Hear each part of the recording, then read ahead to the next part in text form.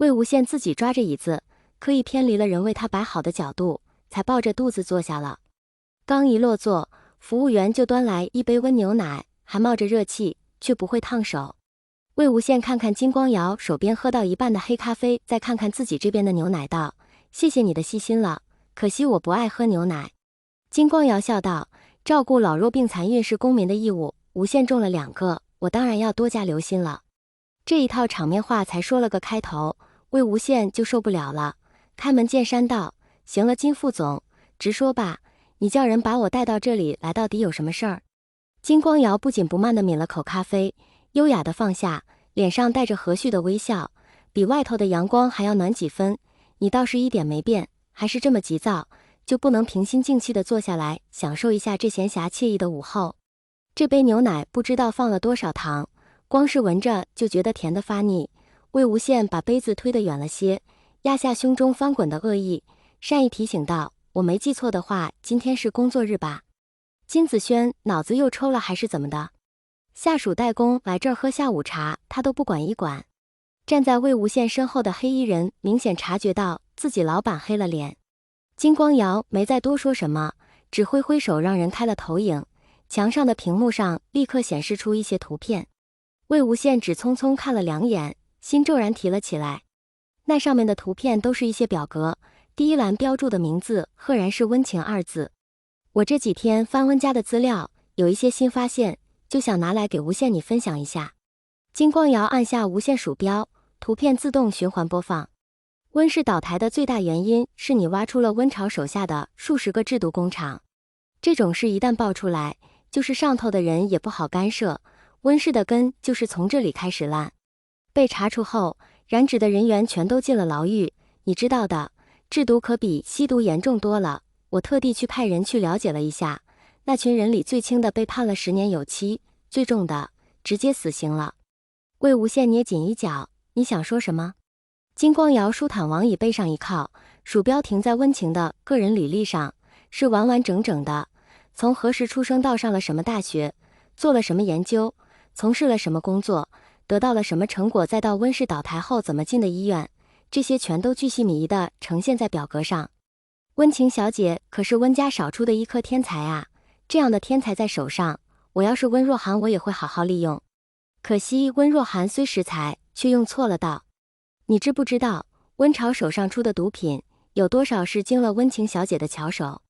魏无羡是知道的，当初为了把不让温情温宁受到牵连，他特地托人改了他的档案。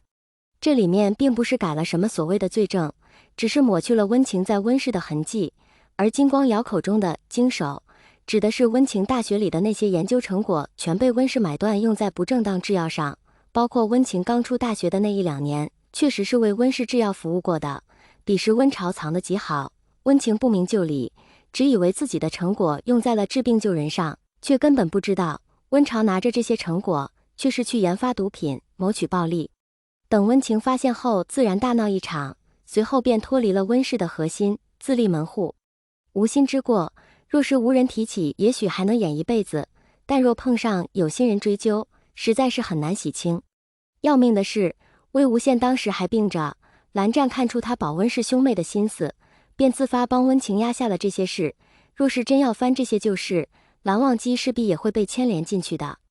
金光瑶推了杯清水到他手边，关心道：“你脸色不太好啊，先喝口水。”魏无羡抓着杯身，手上的力气使得杯里的水也抖动起来。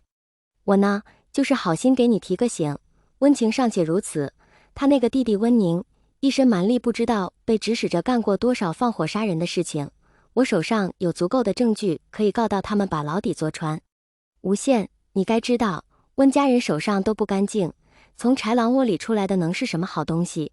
魏无羡忍无可忍道：“你闭嘴。”他知道金光瑶不是在吓他，一个卧底在高层依旧能左右逢源混得风生水起的人，手上掌握些别人无法触及的秘密，十分正常且合理。他说出这些话，看似善意的提醒，实则是摆出了威胁的筹码。而这些筹码，现下魏无羡根本没有多余的精力对抗。他努力调整自己的呼吸，左手移到桌子下，安抚肚子里躁动不安的孩子，强自冷静道：“我保得了他们一时，自然也保得了他们一世。你想要什么，直说便是。像是在表达抗议一样，肚子里的孩子突然狠狠地踢了他一下，比之前任何一次都有力，自然也更疼。魏无羡忍的手心出了汗。金光瑶又挂上温和谦逊的笑意，语调平和温柔。我还记得你失踪的那一段时间，江城曾经闹到温氏大门口，后来被温晁狠揍了一顿，断了2根肋骨，右手险些被踩废，还是我派人暗地里送他进的医院。魏无羡睁大了眼睛，额头上的冷汗滴落下来，又迫使他闭上了眼。江城从来没和他说过。金光瑶继续道：你这发小倒还算义气，倒也不像外人看的那般无情刻薄。所以呀，你回来之后，他把江氏30%的股份转到你的名下，我一点也不吃惊。还有端庄雅正的蓝忘机，当初可是把温晁打得几乎没了人样，你肩上不是被温晁打了一枪吗？蓝忘机亲手把人的2只胳膊给卸了。你昏迷不醒躺在重症监护室的那1个月，医生下了5次病危，有一回蓝忘机情绪崩溃，拿起枪往自己肩上也开了1枪。这些是二哥亲口告诉我的。蓝湛的肩上确实有一个伤疤，和魏无羡身上那个差不多的位置。魏无羡数次问过是怎么来的，蓝忘机都3缄其口。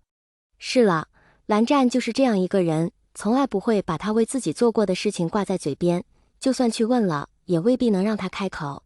金光瑶看他一脸猛然，似是叹了口气，又道：看来你什么都不知道啊，那我不介意再多说一些。你把一个地痞流氓扎堆的乱葬区治理得井井有条，对你唯命是从，虽算不上横行霸道，在道上一时也是风头无两。不管你拿他们来做什么，这种组织从性质上就是脏的。温氏倒台后，该整治的首要对象就是你这个黑道上的后起之秀魏无羡。你真以为你进了泥潭还能全身而退？知道蓝忘机为什么急着把你收入蓝家吗？蓝忘机可不是急性子的人，当然也可能真的隐忍太久，情难自已。但是你并刚有起色，他就给江家下聘书，你难道一点不觉得奇怪？江氏在政坛上根基未稳，那会儿要是有人存心要查你，江城是保不住的。若不是蓝忘机力排众议，把你接进蓝家，靠了蓝家的大山，你恐怕只能在牢里养病了。为了堵住蓝家人的嘴，蓝忘机把他在蓝氏的占股给了你一半，这些在聘书上是写得明明白白的。金光瑶敲敲桌子，轻描淡写一句：二哥告诉我，蓝启仁当时气得要把蓝忘机从族谱上除名。玻璃杯的水荡起一圈涟漪，魏无羡收回握杯的手，抬眼对上金光瑶的玩味的目光，他觉得自己非常可悲。蓝忘机明明是自己最亲近的爱人，却要从别人口中获悉他曾经付出的一切。魏无羡现在只想立刻见到蓝湛，然后质问他为什么这么傻，值得吗？为了他这样一个劣迹斑斑的顽劣之徒，值得赌上名誉和身家吗？